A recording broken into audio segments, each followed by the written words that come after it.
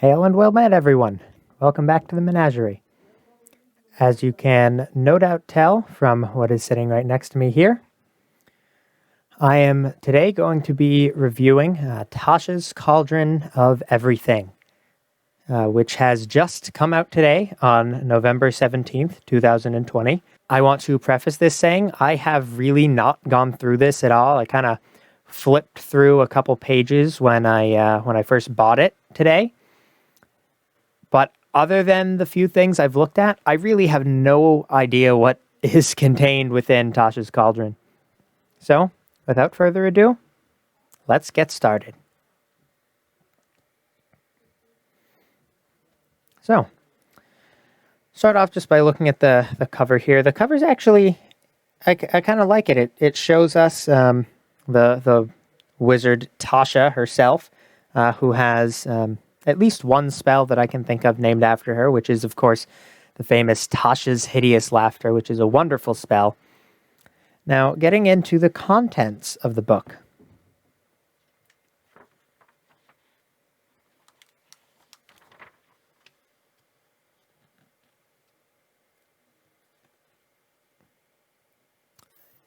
If you don't know, all of the Dungeons & Dragons 5th edition books, they have this little disclaimer here, which I don't think is going to come into focus. I think the light is too heavy. But they all have a little disclaimer. It's kind of a joke thing.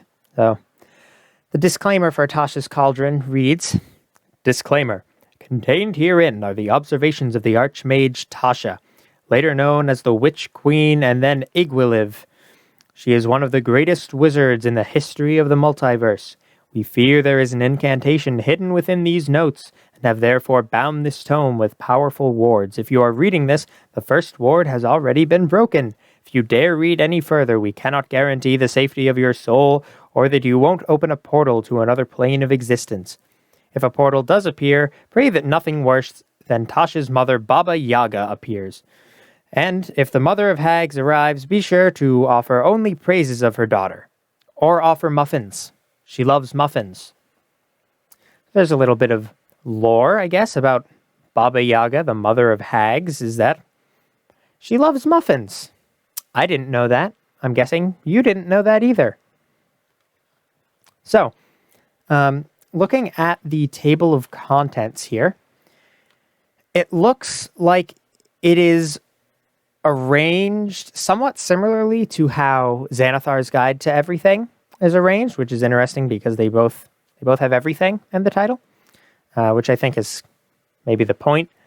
Well, that's unfortunate. This first page is partially ripped out of the binding.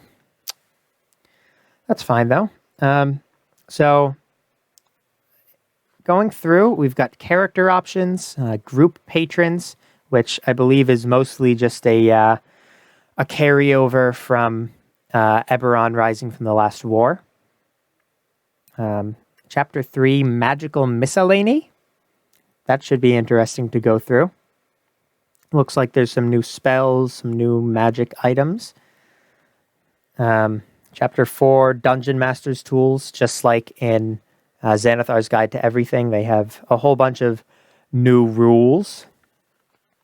And that is all. So those are all 4 chapters of the book. Looks like we get what I'm assuming is mostly just a direct reprint of the Artificer from, again, Eberron Rising from the Last War.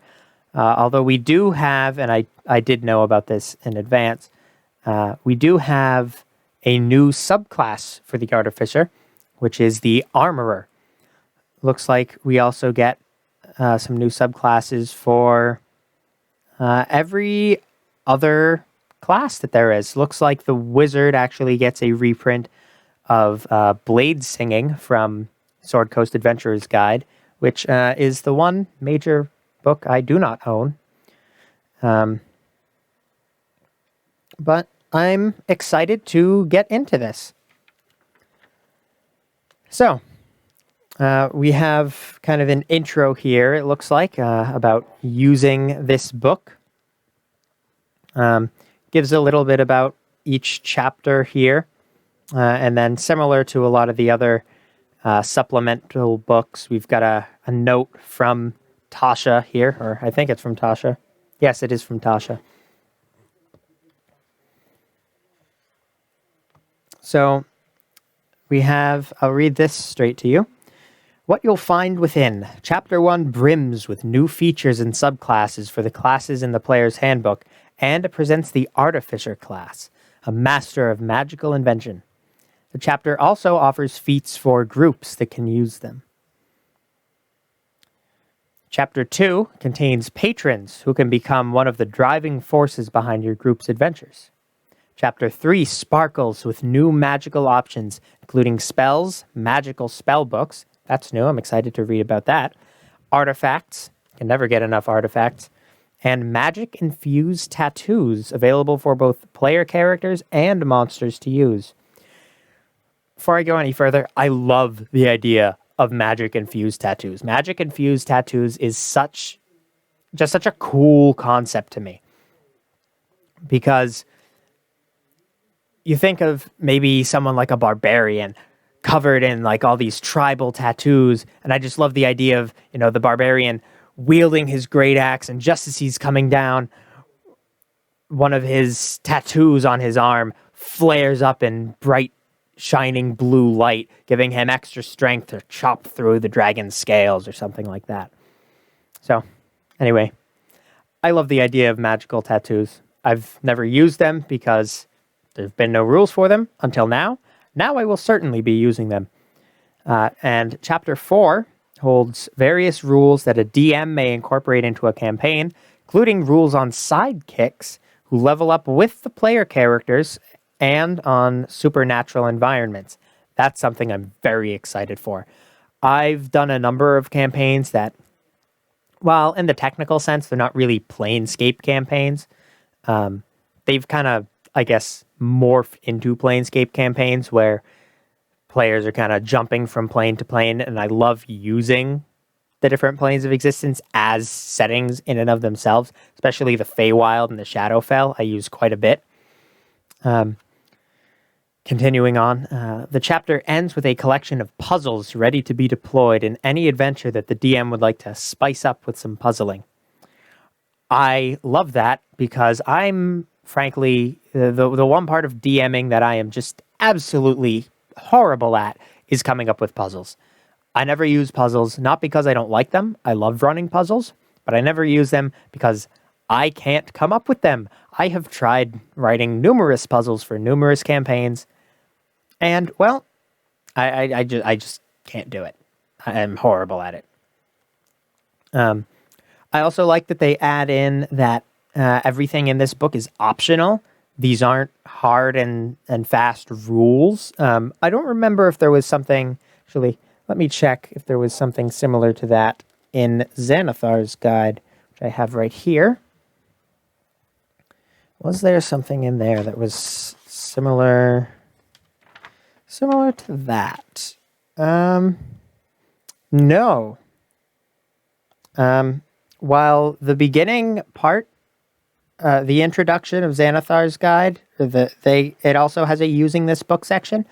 Its using this book section does not have a this is optional section, which I think is interesting. So that seems to imply that the stuff in Xanathar's guide is absolutely 100% rules, whereas everything in here is optional, which I think is kind of a nice thing to note, is that D&D is so open in the way that it works that you can have an entire supplemental book printed and have a campaign that uses no rules from it at all.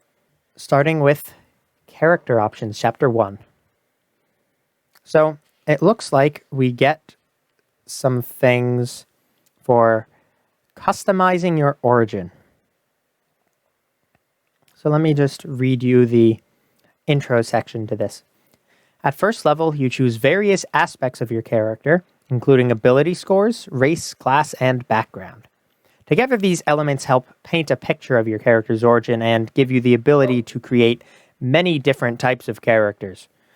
Despite that versatility, a typical character race in D&D includes little or no choice, a lack that can make it difficult to realize certain character concepts. The following subsections address that lack by adding choice to your character's race, allowing you to customize your ability scores, languages, and certain proficiencies to fit the origin you have in mind for your character. Character race in the game represents your character's fantasy species combined with certain cultural assumptions. The following options step outside those assumptions to pave the way for truly unique characters.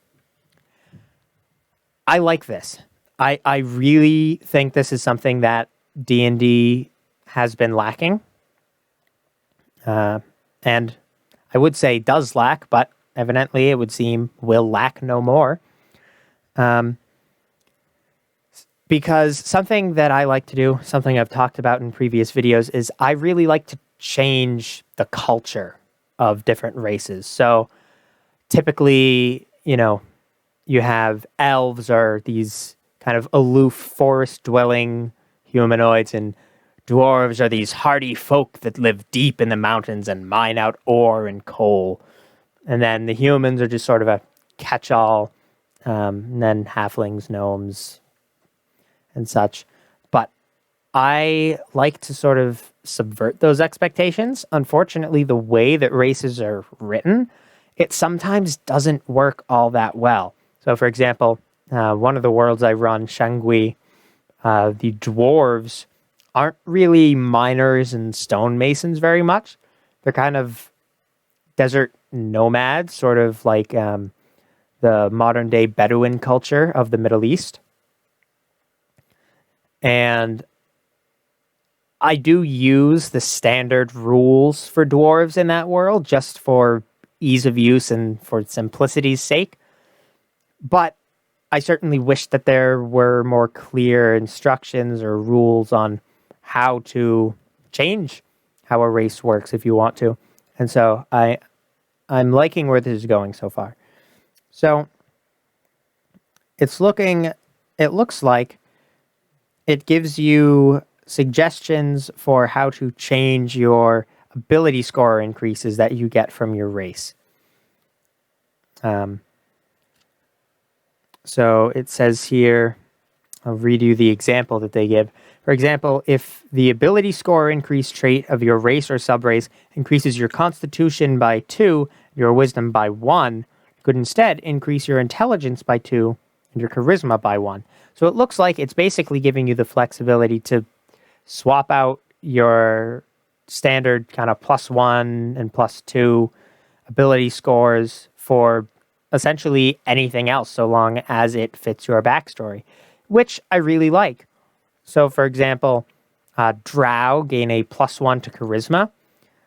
Perhaps your drow just isn't very social, maybe also not very attractive. It doesn't make sense for them to have a bonus to charisma. So you increase something else by 1, maybe their constitution, because maybe they're particularly unattractive, but the reason for that is they have leprosy, let's say. And their leprosy kind of, I guess, increases their constitution. I don't know if that makes sense, but I think you can kind of see where I'm going with that. It also suggests that you can basically swap out any language for basically any other language that you want to. Of course, again, similar to what's just presented in the player's handbook, is languages are very much up to DM discretion. So, for example, the game I'm currently running, there's really no travel between different planes at all. So extra planar languages like Infernal or Primordial, even something from the material plane like Draconic, they're just not spoken by, at least certainly not the common folk. It would be very hard to find someone that speaks one of those in that world. And I like this change in how languages work. Proficiencies, again, it's basically showing you can replace any skill with a skill, or rather you can replace a skill with any other skill. You can replace an armor proficiency with their proficiency in any sort of weapon or a tool. You can replace a simple weapon proficiency with another simple weapon or a tool. You can replace a martial weapon with another simple or martial weapon or a tool. And you can replace a tool proficiency with a tool or a simple weapon. I like this balance that it gives of you can swap out armor for weapons, but you can't swap out weapon proficiencies for armor, because armor takes a lot more training, I think, to master than a new weapon. So, continuing forward.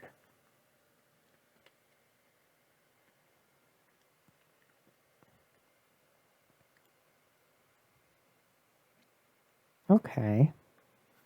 So, there's a sidebar here. Let me show it to you. Is that going to focus? There we go.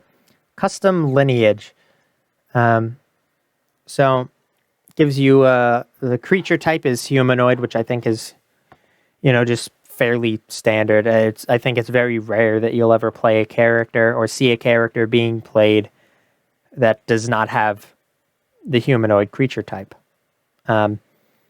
Size is small or medium, and it's just sort of showing that you can choose that. One ability score of your choice increases by 2. I like that. You gain a feat, which part of me likes that, part of me doesn't. It's certainly useful in a game where the DM is using feats, but in a game where the DM isn't using feats, not so useful anymore. It also gives you a quote-unquote variable trait, which is either you gain 60 feet of dark vision or gain proficiency in a skill. And for languages, you can speak, read, and write Common and any other language that you and the DM agree is appropriate for your character. And this sidebar is, again, for custom lineage. So essentially, if you want to play a character that doesn't necessarily fit within the bounds of the standard races. So for example, let's say you wanted to play a half giant, but you didn't want to play a Goliath for whatever reason. Maybe the DM has said specifically that Goliaths don't exist in this world, but you still want to play a half giant, and your DM is okay with half giant. You could use this custom lineage. Maybe even creating an abyssal tiefling as opposed to the standard kind of infernal tiefling. But that's a nice little add-in that they have there. Particularly because there have been characters that I've made or had ideas for where I haven't really known what race to choose, and in fact, race isn't something that's particularly important to the character's backstory. So this is something that I might use for a character like that, where I don't really want to say one way or the other, like, oh, he's a gnome, or oh, she's a half elf. And rather, I can just kind of take these guidelines and just put stuff in, and it doesn't really matter what race you want to play. So I think that's another thing that's kind of nice with this custom lineage. We also have here something about changing a skill, which is really short, and I'll just read that. Sometimes you pick a skill proficiency that ends up not being very useful in the campaign, or that no longer fits your character's story. In those cases, talk to your DM about replacing that skill proficiency with another skill proficiency offered by your class at first level. Convenient time for such a change is when you reach a level that grants you the ability score increase feature, representing your character has spent a level or two studying that new skill and letting the old one atrophy. I like that. Oftentimes you have an idea for a character, and you choose this skill proficiency that fits that idea perfectly, and then you never use it.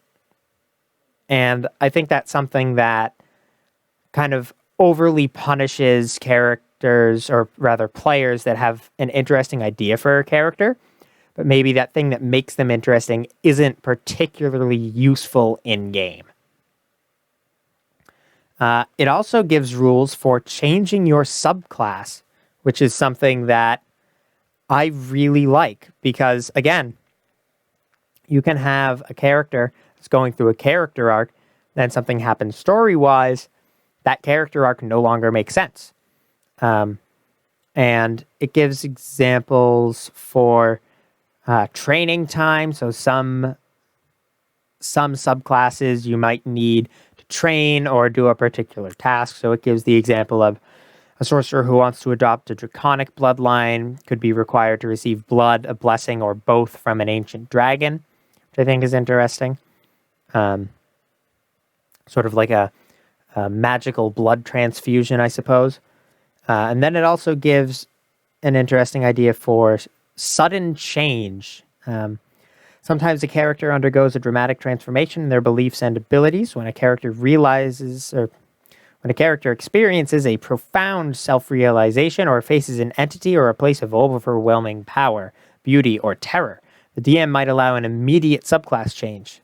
And then it gives a few examples, such as a devotion paladin changing to vengeance, and a wizard switching to the school of divination after falling asleep in the Feywild and having dreams of the future, or a war domain cleric switching to a life domain after drinking from a sacred brook that just sort of changes how she feels about the world. So, next up, we have the reprint of the Artificer, which I'm not going to get super into now. In fact, none of the subclasses I'm going to get super into. This video is already getting pretty long, and we're only 8 pages into the book.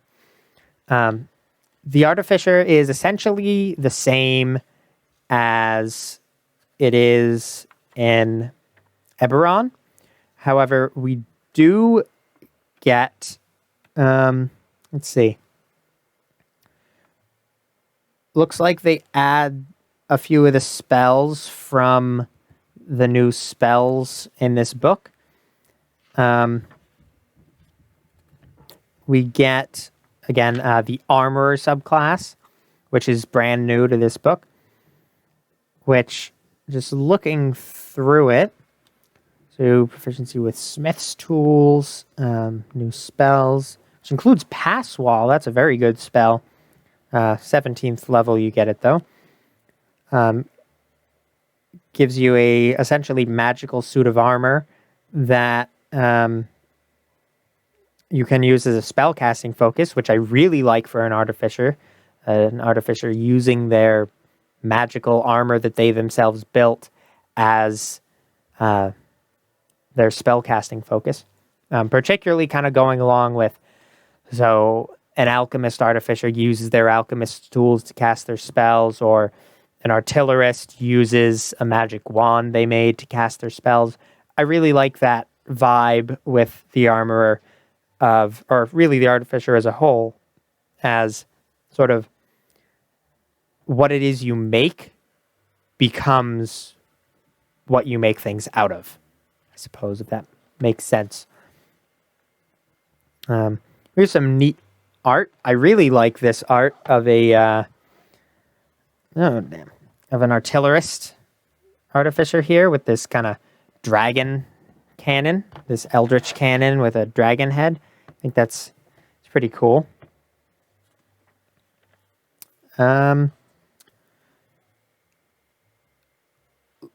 Looks like the artificer infusions are pretty much the same. There might be I think this Mind Sharpener is new. Spell Refueling Ring, I believe, is new. Onto the Barbarian. The Barbarian gains 2 optional class features, which is interesting. So, unlike the features in the player's handbook, you don't gain the features here automatically. Consulting with your DM, you decide whether to gain a feature in this section if you meet the level requirement noted in the feature's description. These features can be selected separately from one another. You can use one, both, or none of them. It looks like these aren't something that replace another class ability. These are just abilities that you gain. So, the Barbarian receives Primal Knowledge and Instinctive Pounce. So Instinctive Pounce gives you a bonus action to move up to half your speed when you enter Rage.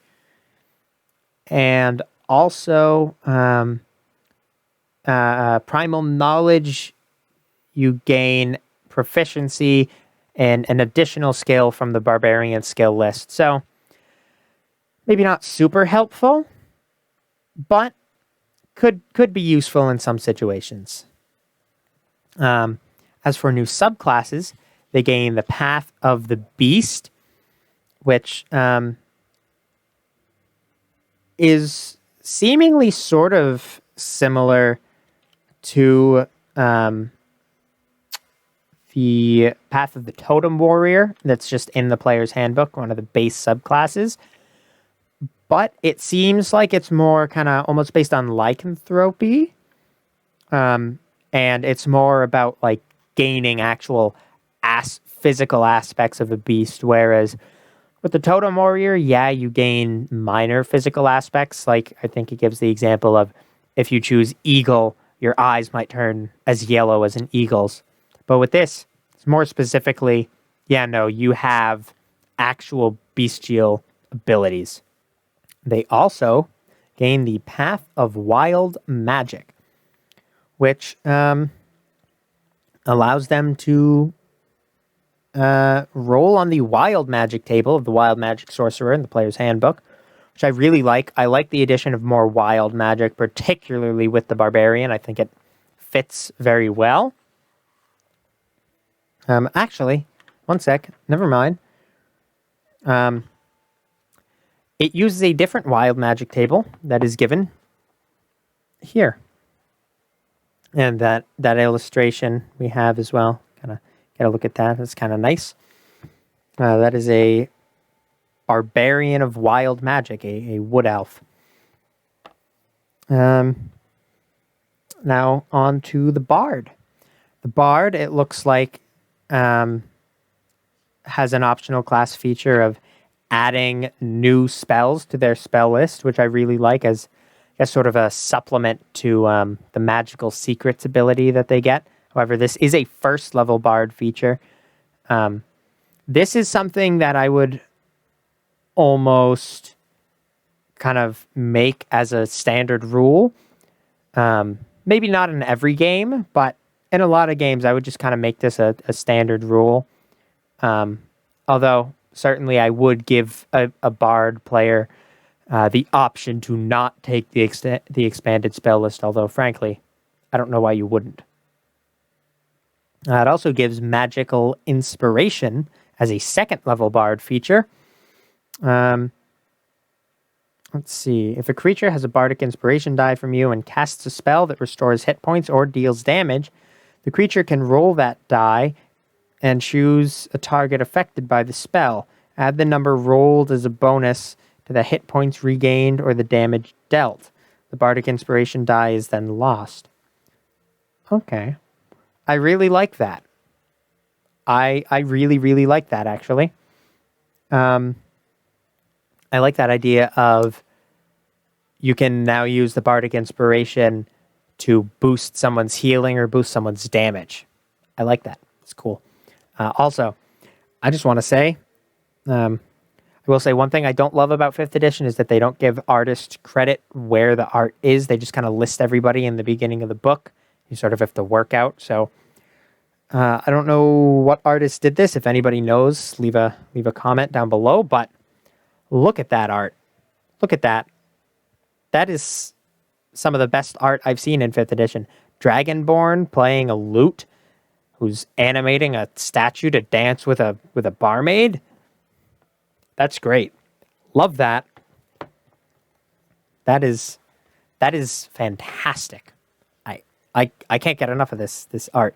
I cannot stop looking at it. I do not want to turn the page. But have to turn the page, and on we go.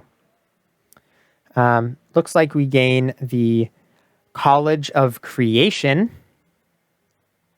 which, let's see, what does it kind of do?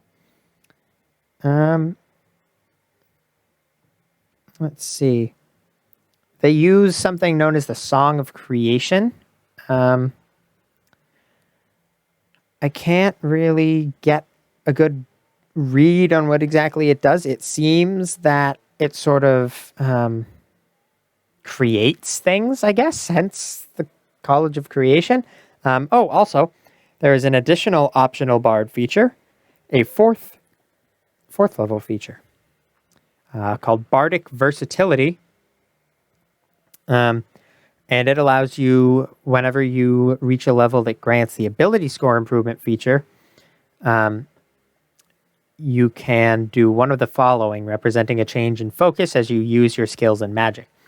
You can replace one of the skills with expertise, or you can take one of your expertise skills and replace it with another skill and take expertise away from the original one, give it to a new one.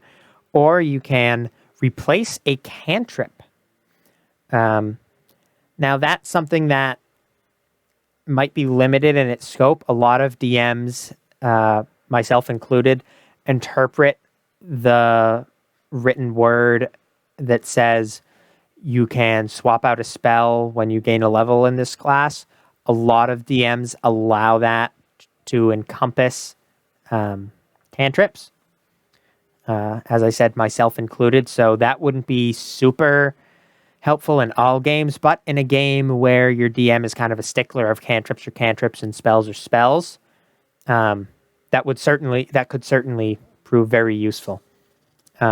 We also get the College of Eloquence, which, if I'm not mistaken, is a reprint from the Mythic Odyssey of Theros, which I do not own, simply because it's kind of a campaign book, and I don't really do I don't do pre-written campaigns. I do almost exclusively homebrew.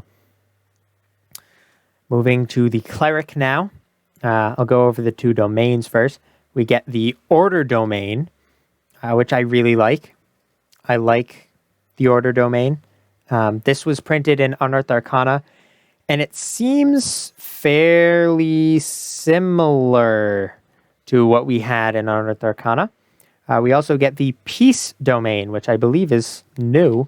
Correct me if I'm wrong, but I think that the Peace domain is new, which I like. And we also get the Twilight domain, which also has some really kick-ass art. The Cleric also gains some additional spells as an optional feature. They also gain the ability to use their Channel Divinity to regain an expended spell slot. I like that. I like that idea of kind of like uttering a prayer and you get more spell casting ability that you already used up. Cantrip versatility, which similar to the Bard, allows you to swap out a cantrip when you gain the ability score improvement feature, which, just like with the Bard, is limited usefulness. Some games it'll be great, some games it won't be. Actually, for the Cleric, it's better because the Cleric doesn't have that wording of you can swap out a spell, so that's actually more useful for the Cleric. And then Blessed Strikes, which seems to be kind of similar in vein to the Divine Smite ability of a Paladin, although it seems to work a little bit differently. It does replace the Potent Spellcasting feature or the Divine Strike feature. So that is something to keep in mind with that. One thing I think is interesting is I'm sort of surprised that there's not a reprint of the Arcana domain from Sword Coast Adventurer's Guide. Not necessarily complaining about it, but sort of surprised that there's not, because Tasha's Cauldron so far seems to be kind of trying to combine things all from previous books all into one book, and I think that's mostly for Adventurers League play, because Adventurers League play, you can use material that's in the player's handbook and one additional book, and only that one additional book.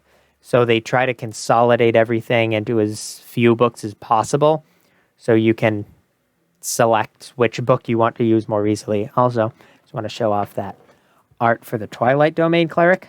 Pretty nice. Not quite as nice as that Dragonborn Bard. I still love that. It's great. The Druid now. I'm sensing a theme here. I think all the spellcasting classes are going to gain an additional optional feature that expands their spell list. So we get the same with the Druid. We also finally get essentially a Druid familiar, which I really like. I've always hated that Druids don't have access to the Find Familiar spell. If there's any class that should have Find Familiar, it really should be Druids, because they're forest folk or they're wild folk. It makes sense that they have a wild animal that kind of follows them around and does stuff for them.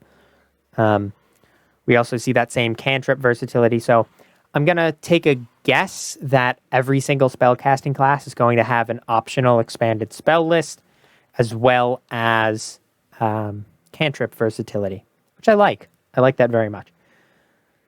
We gain, for new Druid circles, the Circle of Spores, which again was in Unearthed Arcana a while back, I believe. I liked it then. Briefly looking over it now, I still like it now. It seems strong. Kind of has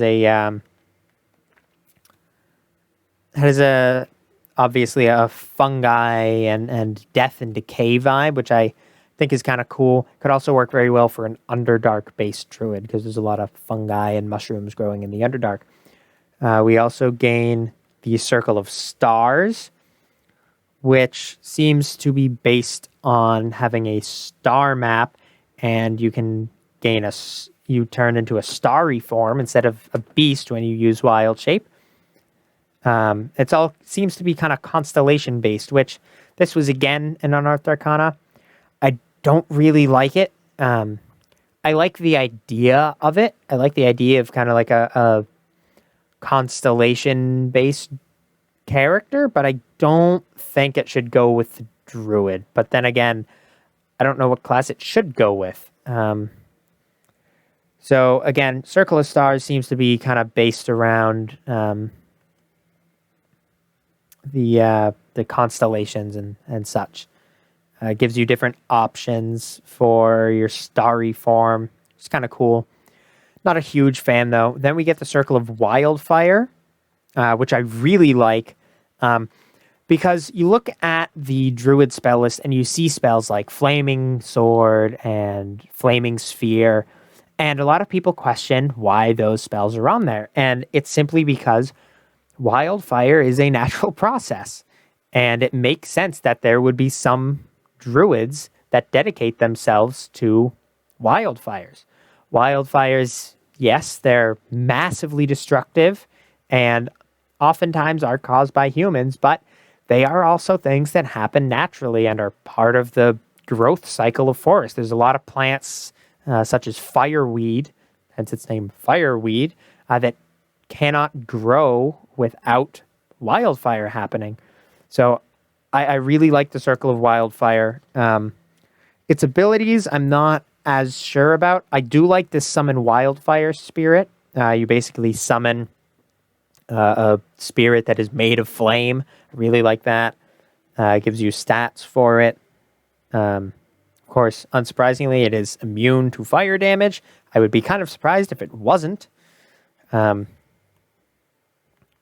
I really like this because it kind of emphasizes, like, yes, wildfires are a natural thing, and because of that, there are druids that dedicate themselves to it. Now, on to the fighter. We gain new fighting style options as an optional feature. Blind fighting, so you have 10 feet of blind sight. Interception, which allows you to reduce damage done to another target. That's really great. I've had some newer players ask me in the past, is there a way that I can kind of jump in the way of an opponent's attack? And I've always had to say no, because there's no way to do that with the way the rules work. But I really like This, of course, it is a fighting style, and not every class will have access to it, but it's a good thing for a particular type of fighter. We also get Superior Technique, where you learn a Battle Master maneuver. I've always loved the Battle Master maneuvers. Some of them are useful, some of them aren't, but I really like them as a whole. And I like the idea of kind of opening that door to some new, or to non-Battle Master fighters. We also get Thrown Weapon Fighting, which is great, and Unarmed Fighting. Finally, we have something that isn't the monk, that is based off of unarmed fighting. Very, very important to me. We also get Martial Versatility, which allows you to swap out fighting styles when you gain the ability score improvement. And if you know any Battle Master maneuvers, you can swap out maneuvers, which again, I really like. Something that I'm kind of getting a feel for from this book is they're trying to make everything a lot more versatile, a lot more flexible, and I guess just a lot less kind of rigid and etched in stone, which I kind of like, because sometimes the rules and the way things are written can get in the way of actually enjoying the game. And I think adding this additional layer of versatility on is very, very nice. Looks like we get some new maneuver options. Ambush, Bait and Switch, Brace, Commanding Presence. Love that. I love playing commander-style fighters. Grappling Strike and Quick Toss, which is for thrown weapons. And Tactical Assessment. Something else I really like. Something that I feel D&D oftentimes lacks is the ability to run combat as you would have combat in the real world, which in some ways I understand. The goal of D&D is not necessarily to be realistic, it is to have fun. But that being said,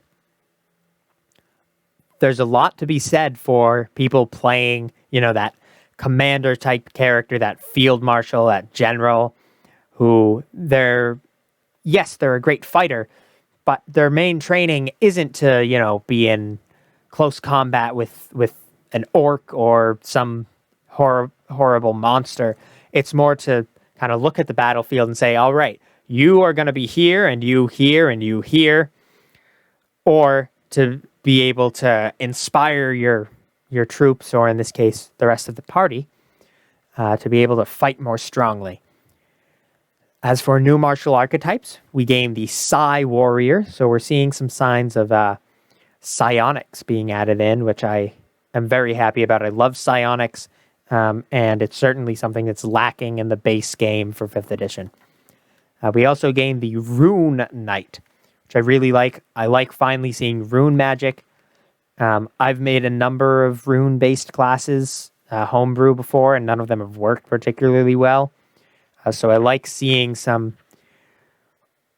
basic but existent rules for Rune Magic, at least as it relates to the fighter. We also see some example Battle Master builds, which I really like. All sorts of different ones. We have Archer, Bodyguard, Brawler, Duelist, Gladiator, Hoplite, Lancer, Outrider, Pugilist, Shock Trooper, Skirmisher, and Strategist. I like that a lot. Because it can be hard, particularly for newer players, to be able to look at all the options available, particularly to a subclass like the Battle Master, and kind of choose which ones they want. So, like, if your idea for a character is like, I want to play a skirmisher, like I want to play something that's kind of like a Native American scout or something, you take skirmisher and look at what options you have in there and choose from those. I really like this. I really like those Battle Master builds. Onto the Monk, we gain the Dedicated Weapon feature as an option, Key Fueled Attack, Quickened Healing, and Focused Aim, all of which focus on key points, of course, except for dedicated weapon. Dedicated weapon I like because it has this idea of your monk has like one particular thing that they use. They have one particular... They might have other weapons that they use, but there's one weapon that's very special to them. They want to hold on to it and give it some extra power. And this allows them to do that. Also, Plague Doctor Monk? Plague Doctor Monk? Yes, please. I really like that art. Still not as much as the Dragonborn Bard art is still my favorite art so far in this book. Now, it looks like that mask comes from the Way of Mercy, which is a new monastic tradition. And you gain a special mask as part of this that I guess is part of your abilities. I like this. It seems sort of... I think this was in Unearthed Arcana as well. It seems like sort of a healing monk. I like this. I might have to look at this and possibly change around my idea for a character that I'm going to be playing soon, who is a plague doctor. And I am currently planning to play him as an artificer, an alchemist. But I like this. I might have to switch that character around. Anyway, we also gained the Way of the Astral Self, which seems to be more kind of psionic-based things. Now we have the Paladin. Again, expanded spell list, which does include Summon Celestial, which is a good spell. That's a good spell. I like Summon Celestial. New fighting style options, Blessed Warrior, Blind Fighting, and Interception. So it looks like Interception is going to be available to multiple classes, which I like. And Harness Divine Power is a new optional feature. And again, Martial Versatility, where you can swap out fighting styles. We gain the Oath of Glory, which I think is a reprint from Mythic Odyssey of Theros. I kind of like it. It's interesting. I like this idea of, like, you are, like, a mythic hero. Like, you are an Odysseus, or you are a Theseus, or Hercules, or whatever. We also gained the Oath of the Watchers. I like this.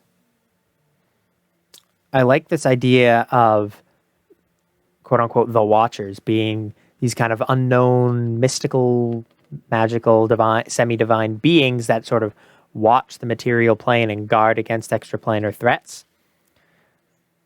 I like it. I like that vibe. Now the Ranger. The Ranger seems to gain a whole lot of new optional class features, which makes sense. For those of you unaware, or for those of you new to 5th edition D&D, a lot of people do not like the 5th edition official Ranger at all. To the point that there have been multiple Unearthed Arcana versions of the Ranger that have just completely revamped it. I don't have much of an opinion one way or the other, mostly because A, I don't play Rangers at all, and also just I don't play much at all, period. I'm mostly a DM. So as long as my players are happy with their character, I don't care that much. But I think this is sort of bringing in some of that stuff into an official form. I don't think it's necessarily paving the way for an official revised Ranger, but it seems to be bringing some new features in. We gained some new fighting style options, which includes a new Druidic Warrior, which I like. You gain some Druid cantrips. Again, expanded spell list, some favored foes, Deft Explorer, which is interesting. You gain the ability. You can have the ability to use a spell casting focus, which I really like. I hate that druids can't use a druidic focus. I hate it. It makes, in some ways, it makes sense, I guess, because rangers are very much kind of survivalists, foragers. They're out there in the woods picking berries. It makes sense that at the same time they're picking berries and hunting deer, they're also out there collecting components for their spells. But I like this spell casting focus much, much more. However, some DMs do just allow rangers to use a druidic focus simply because they're them and paladins are the two half casters. Paladins can use a divine focus. Why wouldn't a ranger be able to use a druidic focus? So, might not be something that's important to take in some campaigns, or for some DMs in general. But I like that rangers can now use a druidic focus. You also gain a primal awareness, which gives you some new spells. Replaces evidently the primeval awareness feature, which is of one of the subclasses, I don't know which. Martial versatility again, and Nature's Veil, which replaces the hide in plain sight feature that rangers get at 10th level. New ranger archetypes. The Fey Wanderer, which clearly is a ranger based on the Feywild. And the Swarm Keeper, which is based around bugs and insects, which I really like. We also get new examples of Beastmaster Companions, with a new feature called Primal Companion, and it replaces the Ranger's Companion feature. We have a Beast of the Land, a Beast of the Sea, and a Beast of the Sky. Not sure how I feel about this. I think it's interesting, but I don't think I like it that much, to be perfectly honest. I'll have to look more deeply into it. I may wind up actually doing an entire second video just on this book. Kind of get into things deeper. But we'll see. The Rogue gains only one new optional class feature, which is called Steady Aim. Which is pretty much exactly what it sounds like. You get better aim with ranged weapons. New roguish archetypes. The Phantom. The Phantom seems to be focused on kind of a more magical thing, focused on beyond the grave, beyond the veil, getting into some borderline undead territory, to the point that they have, wails from the grave, whispers of the dead, tokens of the departed, ghost walk, death's friend is their 17th level feature. And then we get the Soul Knife, which is another psionic class. Again, super happy about psionics, finally. Next to the Sorcerer. Again, expanded spell list. New metamagic options. Like that very much. Seeking Spell and Transmuted Spell.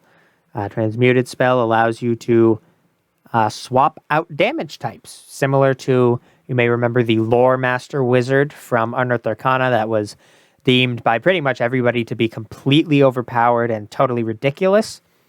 So they seem to have revamped that as the Transmuted Spell metamagic. I like that a lot, especially for a sorcerer, where sorcerers are they just switch up their spells all the time, Sorceress Versatility, which allows you to swap out metamagic options and cantrips. And Magical Guidance, which allows you to reroll ability checks when you fail them. Another psionic subclass, we gain the Aberrant Mind Sorcerer, which I really like. And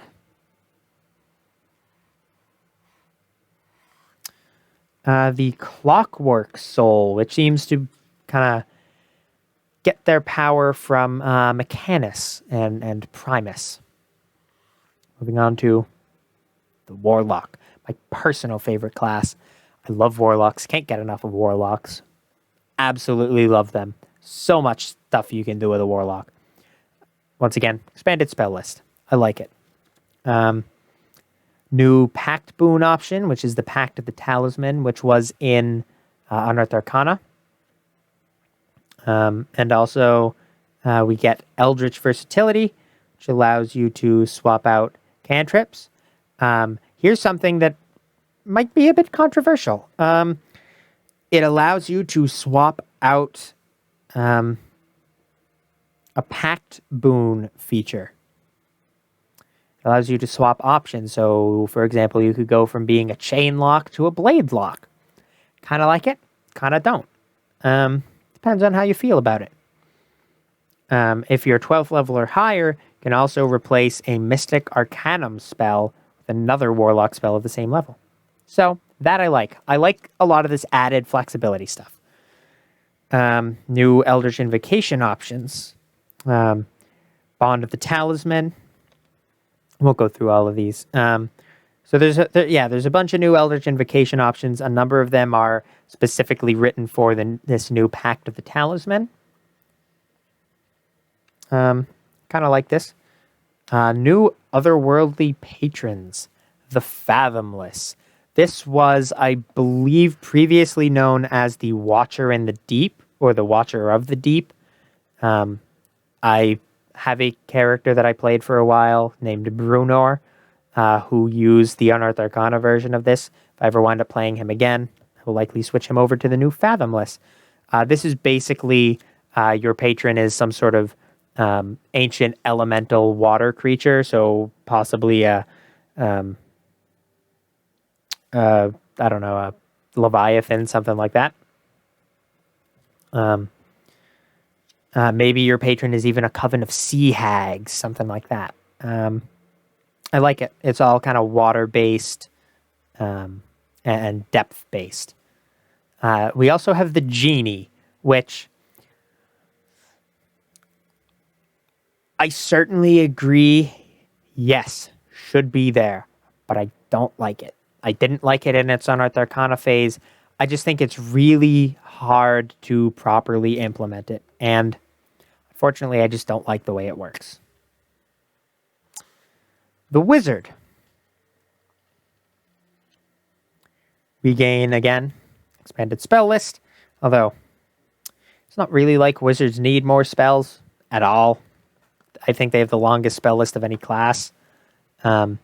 And cantrip formulas. Let's see what this is. This seems new. You have scribed a set of arcane formulas in your spell book that you can use to formulate a cantrip in your mind. Whenever you finish a long rest and consult those formulas in your spellbook, you can replace one wizard cantrip you know with another cantrip from the wizard spell list. Okay, so that's interesting. I don't know how I feel about that. Actually, you know what? No, I do know how I feel about that. I like that. I like that cantrips are now something that are kind of in your spellbook. I also like that it specifies that it's your spellbook and not just you swap them out, because the wizard's whole thing, of course, is their spellbook. They lose their spellbook, they're kind of useless. Well, not entirely useless. They still have whatever spells they prepared before they lost it, but they're basically useless. Again, Arcane Traditions.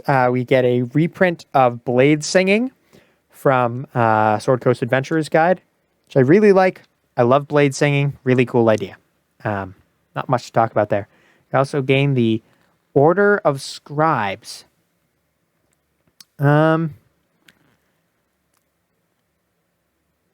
Looks like this is all about, I don't know, I guess writing stuff. Yeah. All of the abilities for this subclass are really long. So I'm not going to really get into the Order of Scribes at all right now, because I, frankly, just looking over it quickly, I can't get a read one way or the other on it. So, next up we have some new feats. I'm just going to read you the titles because feats tend to be fairly self-explanatory. I might, yeah, you know what? I'll read the feats names and I'll give a brief description. So, Artificer Initiate, essentially Magic Initiate, but for Artificer stuff. Chef, you can make good food that has special abilities. Crusher, you are really good with bludgeoning damage. Eldritch Adept, you learn Eldritch Invocations. Fey Touched, you learn Misty Step. Pretty useful. Misty Step is a great spell. Fighting Initiate, you gain a fighting style option. Gunner, you gain proficiency with firearms, and you ignore the loading property of firearms. This is something that is, the Gunner feat will certainly be limited use because a lot of DMs and campaigns don't involve firearms at all. In fact, in a lot of them, gunpowder itself doesn't even exist. Metamagic Adept, you learn metamagic options. That's great. I love the idea of a wizard knowing metamagic. Well, I love it. I also hate it because that could be really dangerous and could easily become overpowered. Piercer, really good at dealing piercing damage. Poisoner, you're good with poison. Shadow Touched, you know invisibility. Skill Expert, you gain proficiency in a skill. You gain expertise in another skill. Slasher, you're really good at dealing slashing damage. Telekinetic, you learn Mage Hand. You also can shove another creature. This seems to be kind of psionically based. Telepathic, again, seem to be kind of psionically based. You can speak telepathically, and you can also cast Detect Thoughts. I like this kind of ease into psionics. Part of me was, frankly, hoping that eventually they would just kind of do like a psionics splat book. I don't think they're going to do that, but I like that they're kind of easing into... I like that they're kind of easing into psionics, and I like that they're introducing it. We're now on to Chapter 2, Group Patrons. Group Patrons is essentially a word, it seems to basically be a word-for-word reprint of Group Patrons from Eberron Rising from the Last War. Basically, it takes different things like academies, religious organizations, ancient beings, and allows them to kind of be a patron to the party to support them, whether that's financially or giving them quests, providing them with lore, even something as rare as a magic item, perhaps. It's definitely seeming to be limited somewhat in scope. It won't always be useful, but when it is useful, I feel like it will be really useful.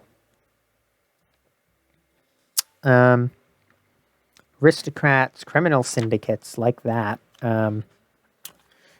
Guilds, military forces, again, religious orders.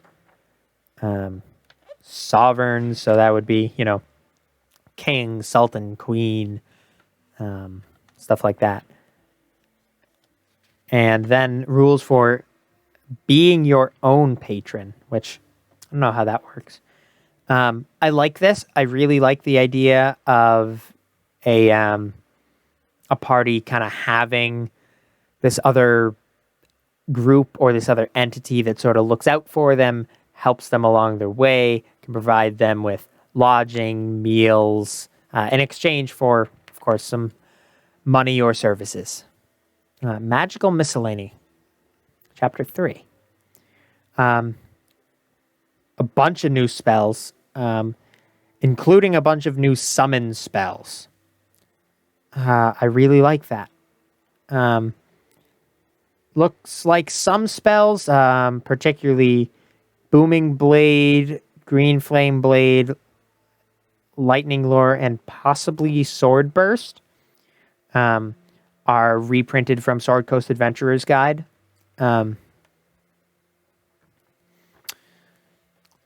We got some got some good new spells. Blade of Disaster looks really powerful. Dream of the... Looks like there's a bunch of new conjurations. I think overwhelmingly these are conjuration spells that we get. Dream of the Blue Veil. Dream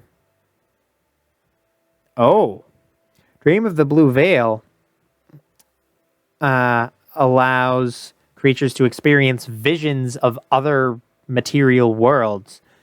So, like, if you're in the Forgotten Realms, you now can see what Greyhawk looks like, or you can see what Kryn or Eberron looks like, or any homebrew world you want. I like that. I like that it doesn't seem to allow... Does it allow travel?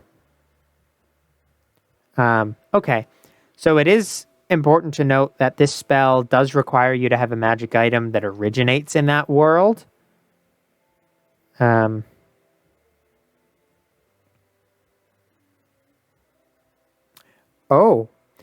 Okay, so interesting. The spell ends with you being actually transported to that world.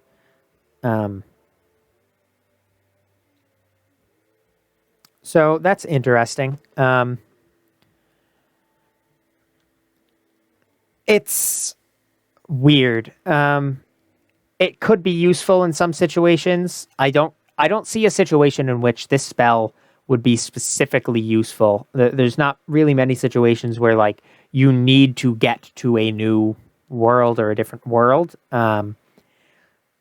However, I see this being sort of just a curiosity spell of, it's only a 7th level spell, which I would personally rate that as a 9th level spell, just because it just seems like one of those spells that, oh, you're a really high level party, you're kind of bored on what to do, there's not too much else, you defeated the big bad, let's go to Greyhawk, let's go to Eberron, something like that, you know. Intellect Fortress gives resistance to psychic damage and advantage on your mental saving throws. I like that. Now we get to the new summon spells that I really like. Summon Aberration, Beast, Celestial, Construct, Elemental, Fey, Fiend, and Shadow Spawn. Ooh. I like that. Oh, and Summon Undead. I like all of these. It gives you option. So basically, you don't summon an actual creature. So for example, if you do Summon Shadow Spawn, if you look at the art for Summon Shadow Spawn, you can see it sort of evokes the angry Sorrow Sworn from Mordenkainen's Tome of Foes. However, it is not actually one of the angry. And I think that's an important thing to note. When you're casting one of these spells, you're not summoning an actual creature of that type. Now, you do summon something that has that creature type. However, it isn't exactly that. It's not exactly the creature that you have in mind. It's a spirit. It is something that is kind of, I guess, functionally similar, but is not the same. So I like that. I like that a lot. So get this new spell, Tasha's Caustic Brew and Tasha's Mind Whip. Really like those. And Tasha's Otherworldly Guise, which is funky. That's a transmutation. We also get rules on personalizing spells. I like this. This seems to be sort of a section about making spells and spellcasting your own. So rather than just saying, I cast Fireball, you can say, you know, I kind of roll my hands over each other as glowing orange light appears around them. I stretch my hands, shrink them, and then fire a ball of flame at the enemy. Which I always love doing stuff like that. It also says, it gives this example here, which is sort of I think maybe inspired by the Lore Master Wizard. So one of the things with the Lore Master Wizard is not only could you change the damage type, you could also change the saving throw that it required. And it talked about like how you could make Fireball, instead of it being a burst of flame that requires a dex save, you could make it be a hunk of flaming rock falling from the sky, or a hunk of flaming rocks that just kind of appear in front of you, and you got to make a strength save to not get knocked over by it, which of course was massively overpowered. But it has a little bit of that here. So, for example, as it starts, for example, the fireball of a wizard with a fondness for storms might erupt to look like burning clouds or a burst of red lightning without affecting the spell's damage type, while the same wizard's haste spell might limn the target in faint thunderheads. Alternatively, a cleric who serves a moon god might radiate faint moonlight around their hands when they cast Cure Wounds, or their shield of faith might surround the target with glimmering crescent moons. Further still, a druid could choose a cherry blossom theme for their magic, causing delicate branches and pink leaves to grow when they cast Entangle or Shillelagh, and their fairy fire spell could appear more like wind-tossed petals than flames. I really like this. I've always loved the idea of personalizing spells, making the spells that you cast your own. Something that I think is really important to remember is that D&D is a game with rules. Those rules are not exactly what is happening. Those rules are a way for us as the players to be able to mathematically interpret what is going on inside the game world. I really like this section, as short as it is. It's only 6 paragraphs, and 4 of those paragraphs are really short. I think it's really important to remember that everybody's fireball, yes, it has the same effect. Everyone's standard 3rd level fireball deals 8d6 fire damage. That's what fireball does, and it has the sphere. But what that spell actually is, it can differ, particularly when you have, for example, a sorcerer. Every sorcerer's spell is different. So, for example, you could have 2 sorcerers in the party. Both of them could be, let's say, Draconic Bloodline sorcerers. Both of them knows Chromatic Orb. Their Chromatic Orbs could look totally different. Well, actually, that's a bad example because Chromatic Orb is just an orb of color. Let's say Color Spray, even. Their color sprays, while they might even be the same color, maybe they're both blue. They could look totally different. One might literally be like laser beams shooting out of their fingers. Another could almost be like ribbons of color that blindfold the enemy. So that's something that I think is really important to remember, is that every single spellcaster's spells, even though mechanically the spells might be the same, right? Ice Storm is Ice Storm. But what Ice Storm looks like is very variable depending on who's casting it. And I really like that they're kind of making those rules sort of somewhat official in an actual book, because it's something that I think gets lost on a lot of people. A lot of people, they hear Fireball and they think, okay, Fireball is Fireball and it looks like a ball of flames. Yes, Fireball is Fireball. It has a particular effect that is given to us, and it is simplified for ease of use. Because here's the thing. You could write out every single possible spell description with every single possible spell, but you'd wind up having a bunch of spells that are functionally identical, and the only thing that's different about them is that they have different names.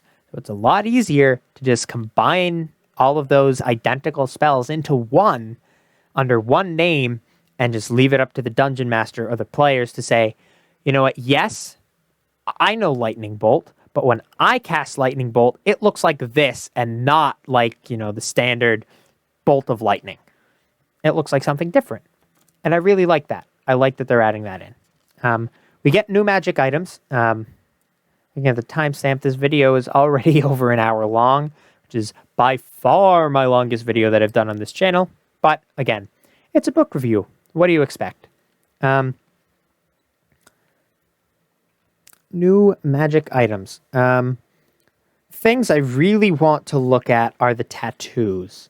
The tattoos, I can't remember if they're a reprint from Eberron. They might be.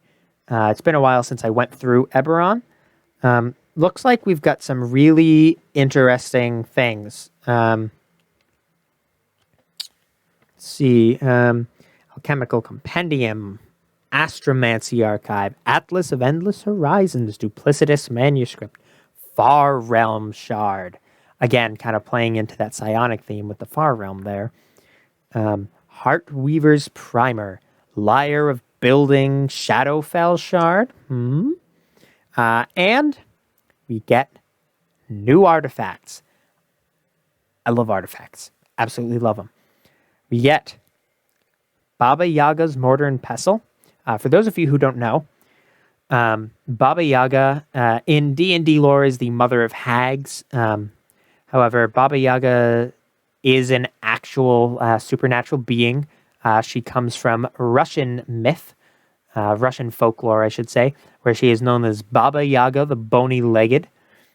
She is this witch or hag or something along those lines.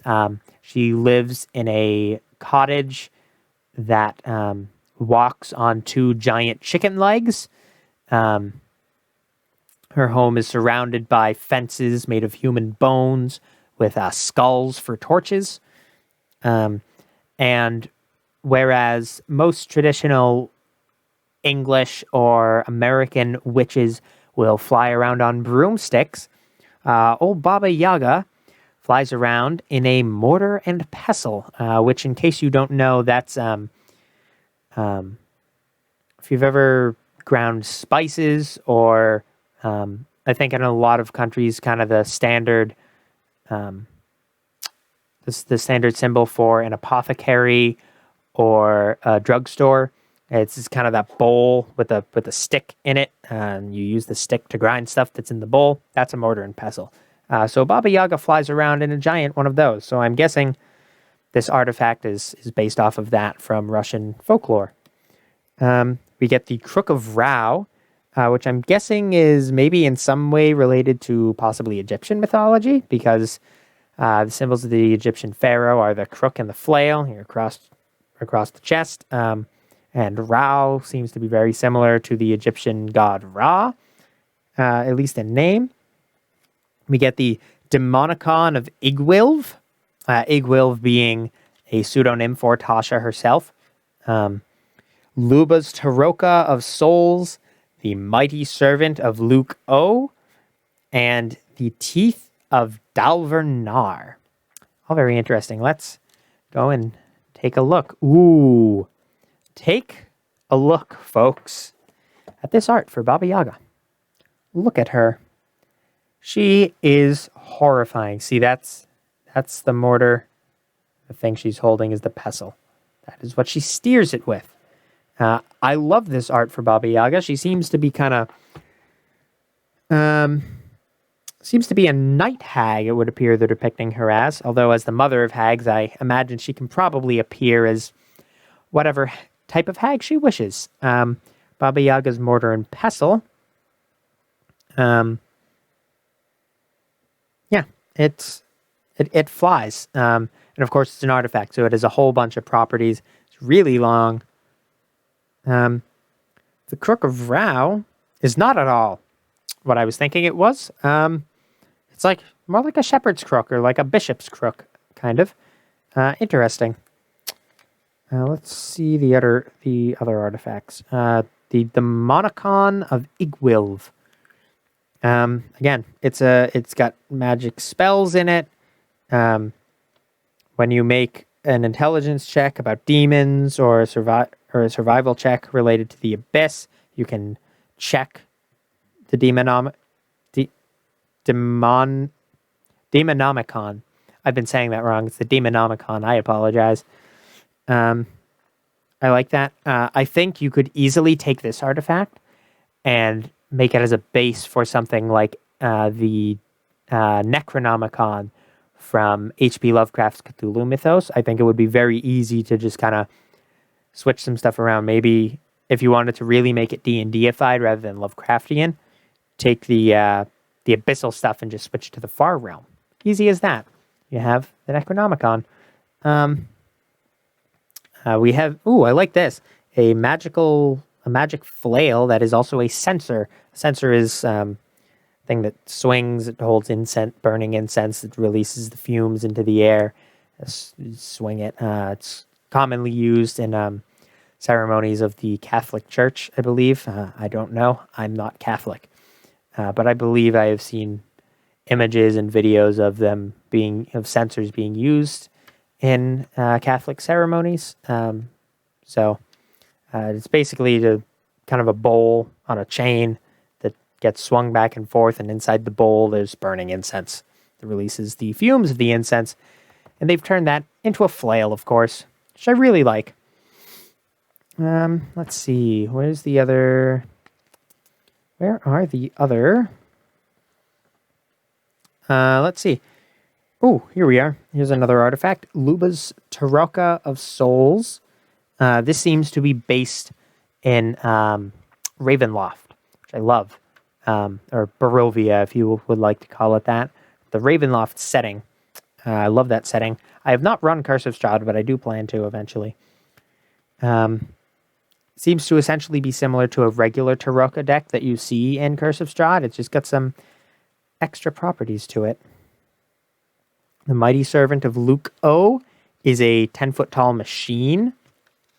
I like it. Oh, it has an image of it. And there it is. There's the Mighty Servant of Luke O. Or Loik O? Luke O? Loik O? I don't know. Let's see. A Tooth of Dalver Nar. Seems to be something about a dragon. I don't know. There's a table for it. There's also image for it. There we go. Look at that. Pretty kick-ass. Looks like each tooth has a different tail associated with it and summons different creatures. I like it.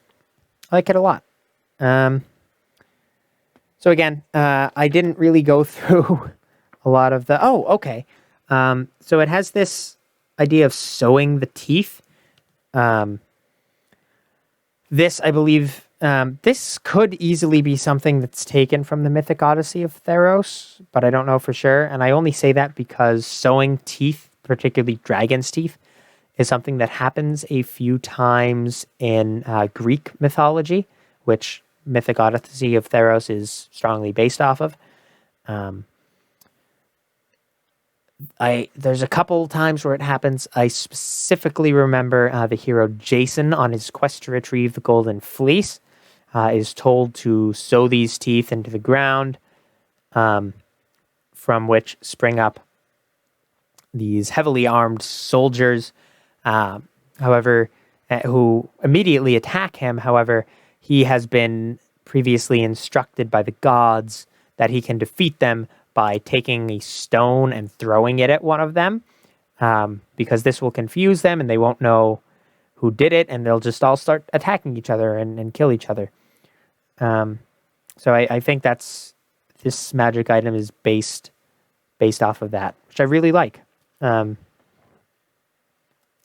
moving on to Dungeon Master's tools. We have some guidelines on running a Session 0, which I think is really good. Session 0s, I think, are very underrated. They're certainly not underused. Most DMs do use them. I'll admit, I usually do not run a Session 0, just because I kind of just give information to my players as I come up with it, as they need it, rather than just kind of doing one big dump of, all right, everybody sit down, let's talk about this. So this will probably be helpful for me, actually, despite the fact that I've been DMing for like almost 5 years now. A little less than that. But I like that session zeros are something that, particularly for new DMs, very important for people to know how to run them. Has some stuff about the social contract, which is a reference to economic philosophy. Won't get into that. But it's basically the idea that, at least in the context of D&D, it's the idea that you, as the dungeon master, have particular responsibilities that are assigned to you by the players, and the players have specific responsibilities that you assign to them. And if either one of you doesn't live up to the terms of your probably unwritten contract, then you have the right to say, no, I don't want to be part of this game anymore. And we have hard and soft limits, which I think is really important. This is something that, again, I don't really do much, just because I mostly just play with my good friends, and I kind of know what they're like. I know what their limits are. But we have a soft limit is a threshold that you should kind of think twice about crossing, and a hard limit is something that should never be crossed. This is something that I think is really important, and they kind of have it set up in the sense of making it kind of friendly for the whole table, which again is really important. I talked about this in my video about diversity in D&D, of the game is only fun so long as everybody at the table is having fun. As soon as you cross a line, whether that's cross a line for the DM, whether the DM crosses a line to the players, whether one player crosses the line for all the other players, or whether one player crosses the line for one particular player, doesn't matter the situation. Once you cross a line that makes someone at the table uncomfortable, it makes the game less fun for a variety of reasons. One, just because that particular person that feels a line was crossed, they're having less fun now. And because they're having less fun, that leads to them being probably less engaged, a little more distracted, which makes it less fun for everybody else, because now you have the other people, waiting on this person to kind of get back into it.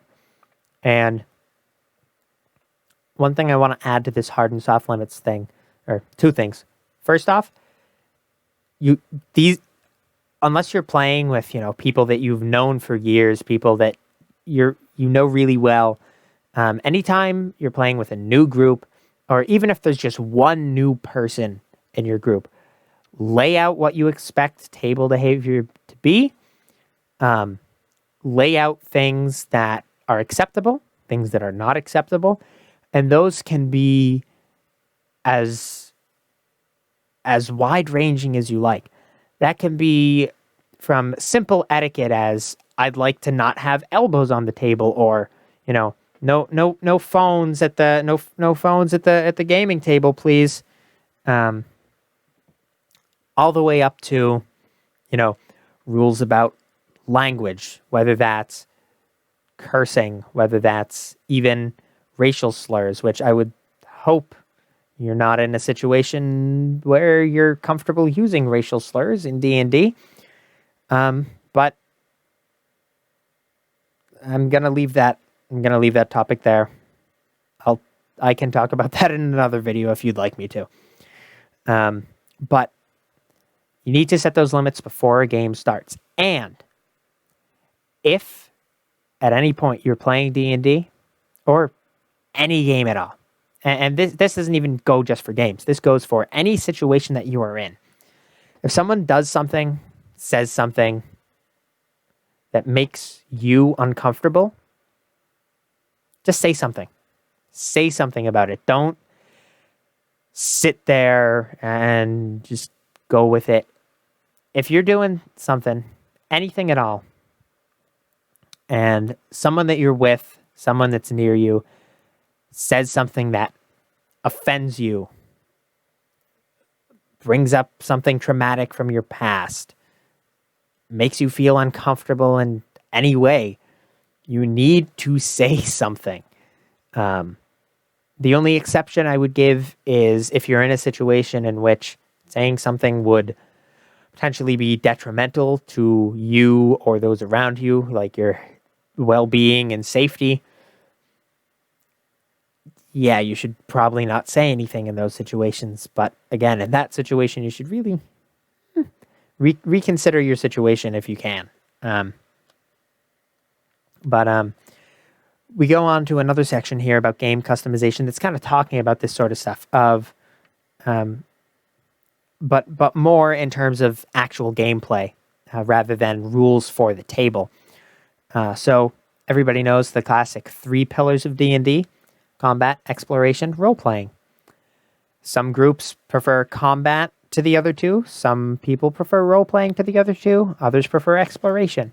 You should always kind of set which of those you like the most. Do you like humor in your games? I think most games should have some, and again, this is my opinion. Feel free to disagree with me. All games should have, some level of humor in them. It's very hard to have a game that is 100% serious all the time.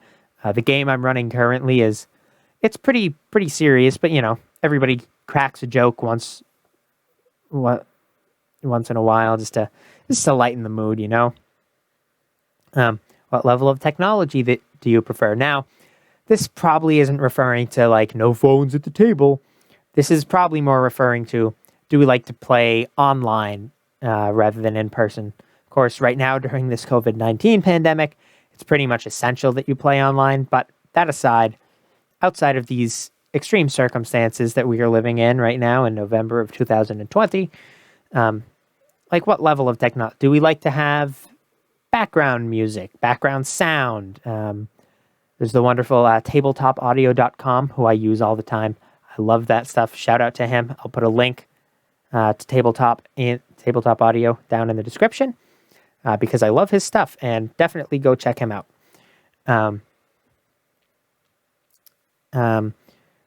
Do you like puzzles and riddles? Do you like to track experience points, or do milestone, or just have the DM tell you, you know what, you're all level 5 now?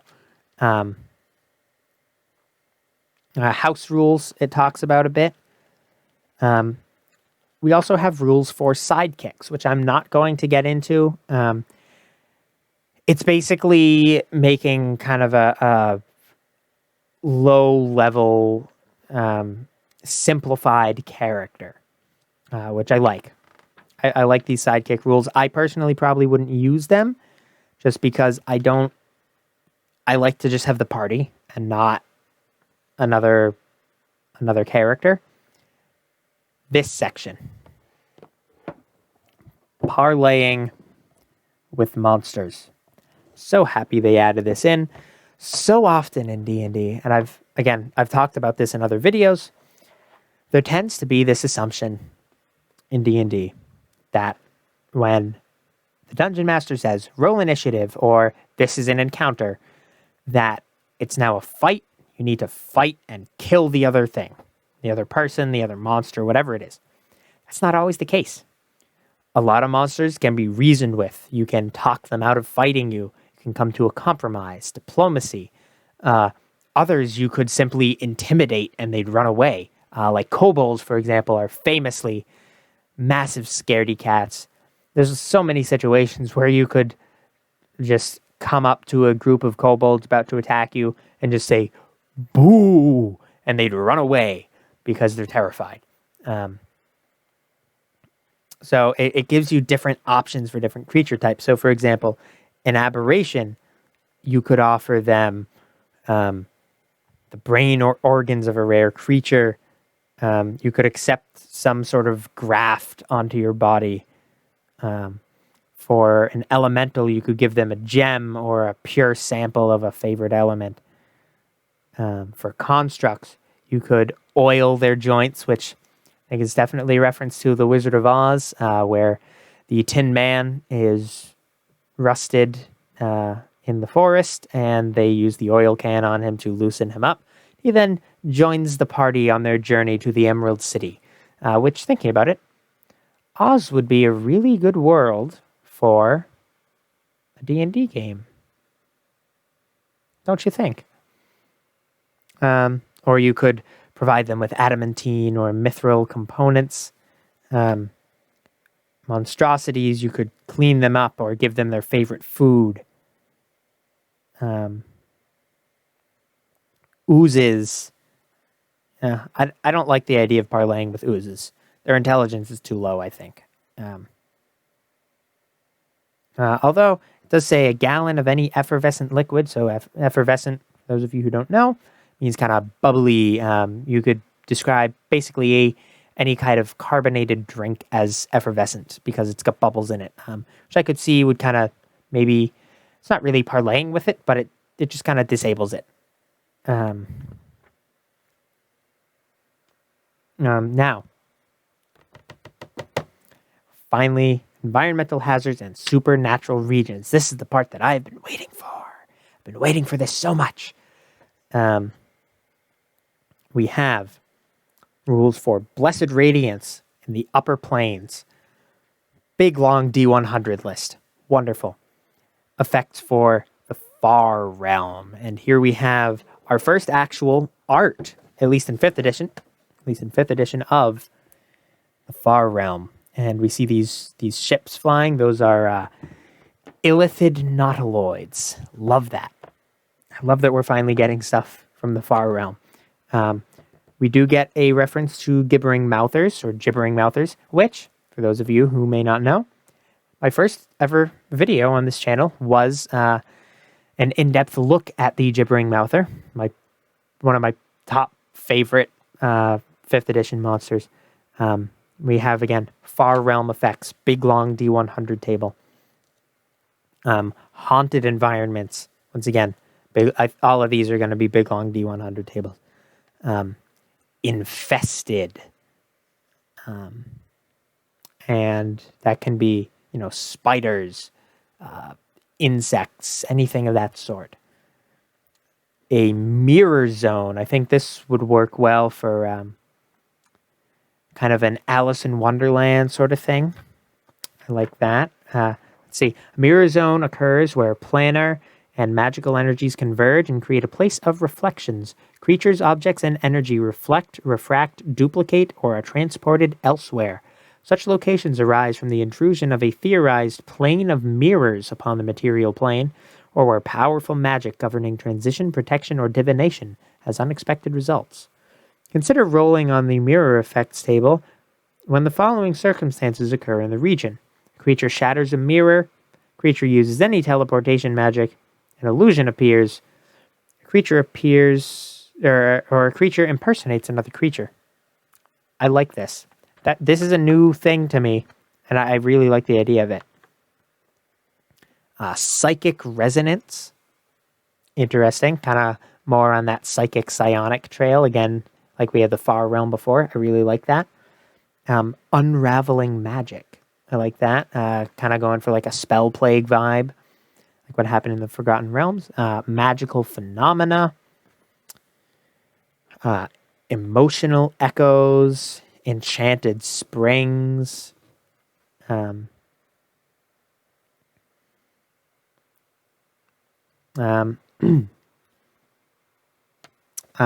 Effects of magic mushrooms. No, not the drug. Actual mushrooms that have magical properties, because this is D&D, people. Mimic colonies, and we get a stat block for a juvenile mimic. I think that's interesting. Primal fruit. Interesting. Unearthly roads. And then we have some rules for natural hazards like avalanches, falling into water, spell equivalents of natural hazards. So basically taking some sort of natural hazard and just using the effect of a spell to show how it works. So ball lightning, blizzards, meteors, pyroclastic flows, which are flows of really, really hot soil that happen during certain volcanic eruptions, swamp gas, wildfires, whirlpools, volcanic lightning, which, yes, that is a real thing that happens. If you don't know anything about it, go and look it up. It's really cool and absolutely horrifying and terrifying. Again, next, we have puzzles. I'm not going to go over these much now, just because they're kind of long. Yeah, a whole bunch of puzzles. Look pretty good. Certainly better than I can come up with. Like I said in the beginning, I just can't write puzzles. I just can't. And we have some puzzle handouts in the back. And that brings us to the end.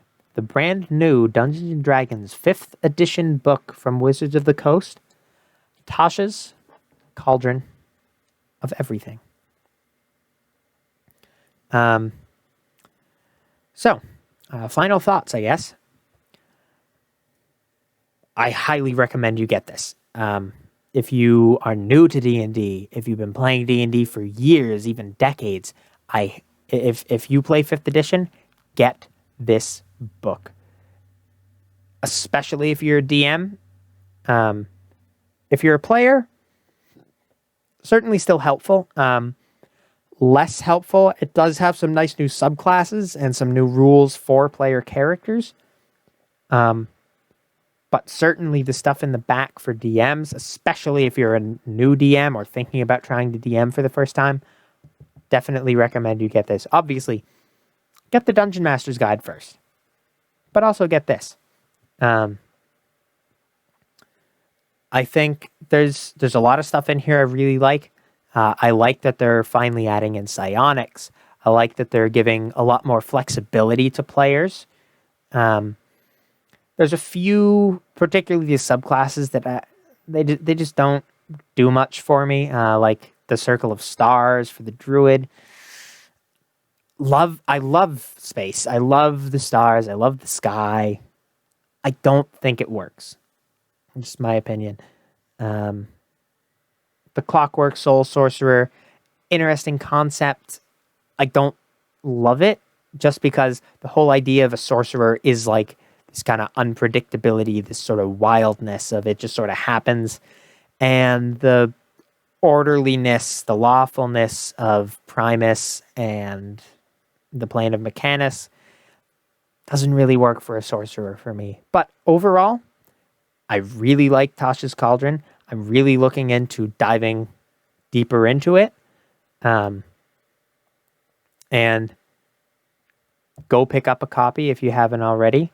Go support your local game stores. All your local game stores are going to have a copy of this. Some of them, I wasn't able to get one because I didn't pre-order, like stupid idiot I am.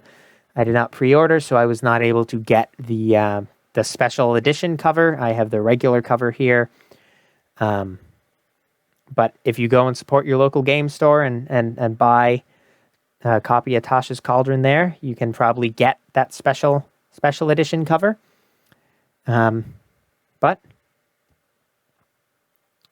with that, farewell, and may your adventuring days be many more.